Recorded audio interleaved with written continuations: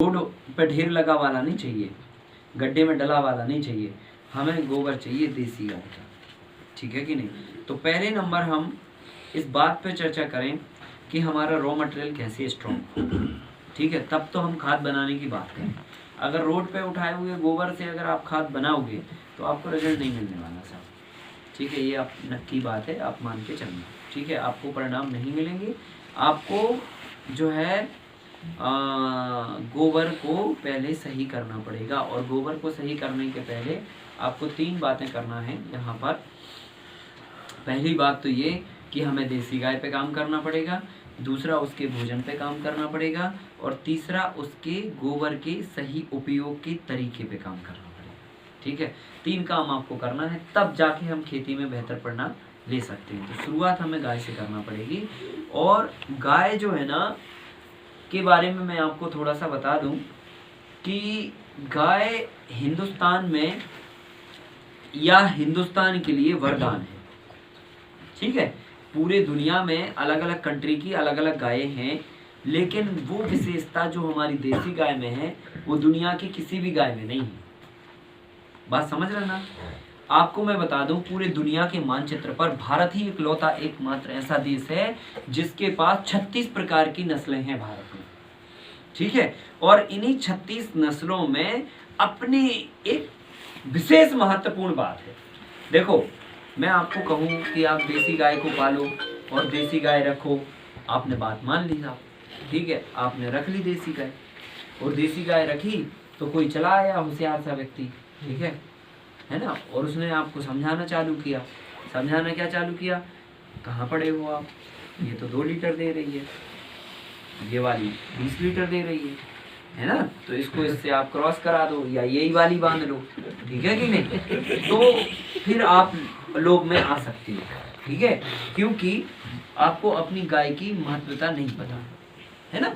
जब अपनी गाय की महत्वता अगर आपको पता होगी तो फिर आप उसको सुना दोगे, है ना, नहीं तो उसकी आप सुन लोगी। ठीक है कि नहीं? तो हमें हमेशा दूसरों को सुनाने के लिए मजबूत बनना है कि हम दूसरों को सुना पाए। बात समझ रहे ना? तो हमने कह दिया इसलिए नहीं करना है, आपको उसके तथ्य पर, उसके कारण पर जाना है कि क्यों। अगर देसी गाय की बात हो रही है तो देसी गाय भाई क्यों, 20 लीटर वाली क्यों नहीं, है कि नहीं है? तो मैं आपको बता दूं, पूरे दुनिया के मानचित्र पर भारत ही एक ऐसा लौता मात्र देश है जिसकी गायों में स्पेशलिटी है, और ये स्पेशलिटी किसी को बताई नहीं गई, छुपा के रखी गई या दबा दी गई। उस दबाने के चक्कर में पूरी गायों की नस्लों को हमने चौपट कर डाला, समझ रहे ना, कंटामिनेटेड कर डाला। ठीक है, तो अब ये विशेषता क्या है मैं आपको बता दूं। हमारे भारत में जितनी भी गाय हैं उन सभी 36 प्रकार की देसी गायों की नस्लों में सूर्य केतु नाड़ी पाई जाती है, और ये सूर्य केतु नाड़ी एक चमत्कार है अपने आप में। ठीक है, जैसे हर एक जीव में अपनी एक स्पेशलिटी है ना।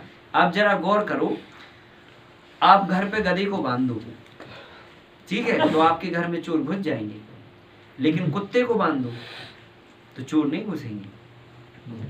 स्पेशलिटी है कि नहीं है? जबकि गधा उससे साइज में बड़ा है, समझ लो ना, और कुत्ता भले इतना सा हो, तो भाई स्पेशलिटी तो है कि नहीं है? उसी जगह पे गाय को बांध दो तो भी चोर घुस जाएंगे। तो कुल मिला के हर एक जीव में एक अपनी स्पेशलिटी है। किसी भी जीव को आप उठा के देख लो, तितली में अपनी स्पेशलिटी है, बैल में अपनी स्पेशलिटी है, बिल्ली में अपनी स्पेशलिटी है, चूहे में अपनी स्पेशलिटी है। हर जीव में एक अपना गुण है, समझ लो ना। बिना गुण के कोई भी जीव इस संसार पर, कोई भी वनस्पति इस संसार पे नहीं है। चाहे कोई भी घास हो, चाहे कोई भी वनस्पति हो, हर जीव में, हर वनस्पति में कोई ना कोई गुण है, व्यर्थ कोई भी चीज नहीं है, समझ रहे ना। तो आपको मैं बता दूं, भारत में अभी देखो, सांप की स्पेशलिटी क्या है इतना सा जीव, कर कुछ नहीं सकता, ना बिल्डिंग बना सकता, ना हेलीकॉप्टर, लेकिन आपको अगर टच भी कर दे तो आपका काम तमाम हो सकता है। स्पेशलिटी है कि नहीं? तो ऐसे करके हर जीव में अपनी एक गुणवत्ता है। आप जरा गौर करो, हम लोग जो है ना अपनी सभ्यता अपनी संस्कृति पर गंभीरता से झांक के नहीं